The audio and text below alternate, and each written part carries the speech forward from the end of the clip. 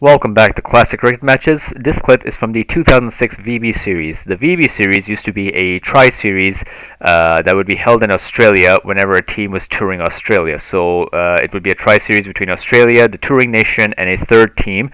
This time it was the 2006 VB Series between Australia, Sri Lanka, and South Africa. Now the game I'm going to show you is the second game from that tri-series. It was between Australia and South Africa, and Australia had won the toss and elected to bat first. Unfortunately, I don't have the whole game. What I do have is clips from the post-game analysis where they show highlights of the entire game. So they'll show the follow wickets and some boundaries scored. Take a look. His approach, but it's always a little bit of a risk trying to hit that angle of delivery through the covers, and he hadn't quite got the pace of the pitch yet. So perfect start for Pollock and for South Africa. Gilchrist out for a duck to the very first ball, and it wasn't long before another wicket went down. Pollock again was the man who got the wicket. This time it was Katic, nicely, pleasantly caught by Graham Smith at slip. It's just a good line, really. I mean, sometimes Shaun Pollock can move it back into the left-hander, but that one stayed out there, and yeah, South Africa have got to take their chances when they come along. Next man to go was Martin. Now this is a curious shot. Martin's been in the most sensational form in 2020 and indeed in the opening VB game, but here he really did chance his arm once too often. Well, I think this was the right option. I'm going to stick my neck on the line.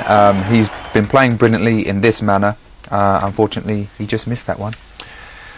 Well, if you think that's the way to play, who am I to argue with you? But I can imagine if you do that in the summer, there'll be one or two raised eyebrows. But now let's look at the end of Ricky Ponting, because, of course, Ricky Ponting was such a dangerous customer. They dropped him as well at the wicket. But Zondeki came on, first ball, good caught and bowled. A little bit of a tame dismissal from Ricky Ponting, because he was going nicely on 30-odd there, but a very sharp return catch on the follow-through, and Zondeki looks a bright prospect for South Africa. Well, now that was 60 for 4.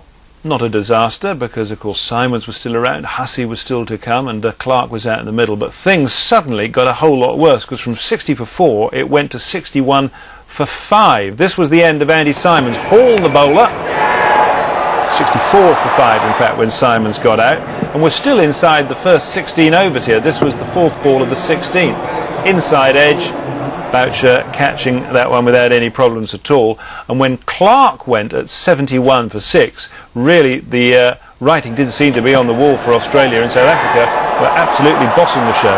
Well, Australia come out very aggressive as they do, but they'd lost wickets, and here it's just a good ball. Michael Clark trying to defend it really, and suddenly they were in real trouble.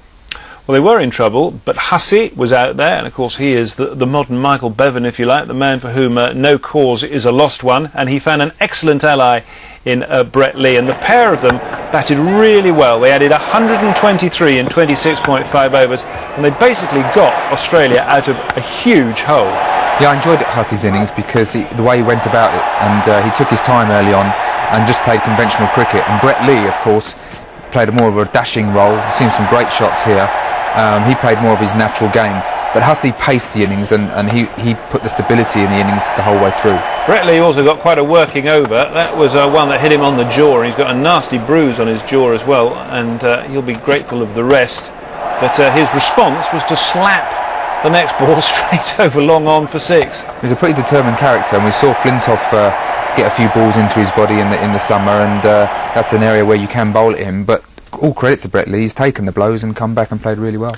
Well, as I say, 71 for 6 when they came together, and then it was 194 for 6 when this happened to Hussey. Hussey, who'd have been thinking in terms of 100, but missed a straight full toss as he tried to whip it away through mid-wicket, and he was gone for 73. Yeah, probably just took him a little bit by surprise here, and it looks like he was aiming leg side, perhaps just a bit too square, and played across the line. So 194 for 7, and it was then 207 for 8 when Brett Lee got out like this, trying to steal himself a second run. First of a number of very good run-outs. Good throw by Pollock, good take by Boucher, and despite the Lee dive, it's all in vain. Yeah, it looks to take a bit of a risk there, obviously, the last few overs, but you've got to pick the right fielders, and Shaun Pollock has got a great arm. 207 for 8, 228 for 9. This is the end of Stuart Clark, who played a nice little cameo and come in and thrashed a couple of sixes. Had given a couple of chances which hadn't been accepted, but Hall eventually got his man. That was 228 for 9, and Clark had gone for 15 off 10. And we've got one other wicket to show you, and that is the end of Glenn McGrath, who was run out after just one ball, a golden duck if you like, of sorts, trying to give the strike to Nathan Bracken, and Hall tidying up nicely. So that was 2-2-8 all out. There is the Clark collect and throwing down the stumps. 2-2-8 all out in 49.5, so they used up everything bar one ball of their 50 overs. And 2-2-8, I guess, at the halfway stage, having been 71 for 6, Australia would have said, yeah, OK, we can defend that.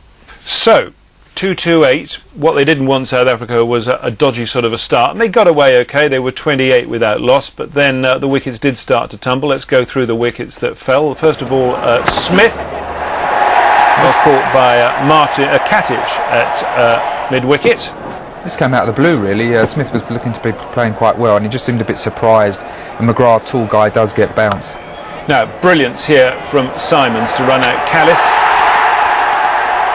Absolutely outstanding stuff. Yeah, I mean, this is what you know. You just can't afford to make any mistakes. And the Australians, brilliant in the field, and of course, Callis was an absolute key wicket. It was 27 for 2, and this was the end of Herschel Gibbs. He did a 4 the ball before, and he's played that shot to get out. 55 for 3. Gibbs gone for 16. If Martin played the right shot earlier, did Gibbs play the right shot there? I think he'll be cross with himself there. I mean, he is a guy who likes to take the attack to the bowlers and can take advantage of the first 15. This is the best bit of fielding of the day. Without a doubt, yeah. Probably the VB series. Well, running at speed, your head tends to bob up and down there, and he's done really well to keep his eye on it all the way through, and I think the batsman probably thought he'd got away with it, but it just shows if you're really committed, and full length dive there, and he's done well for it to stick in.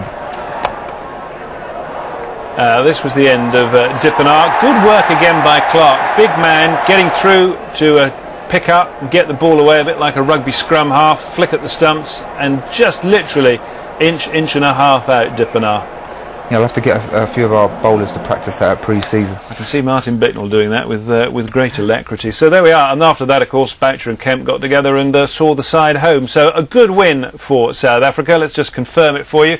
So overall, a pretty entertaining little game. You had an Australian collapse, which left them for 71 runs for 6 wickets, after which Michael Hussey and Brett Lee put on an amazing 100-run partnership to take the score up to 228.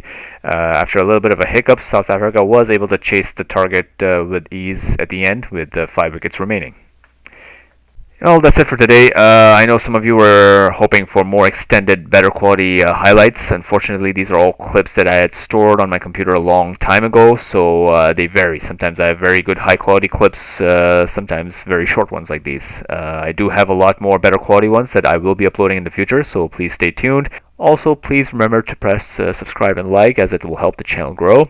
And thank you very much. See you next time.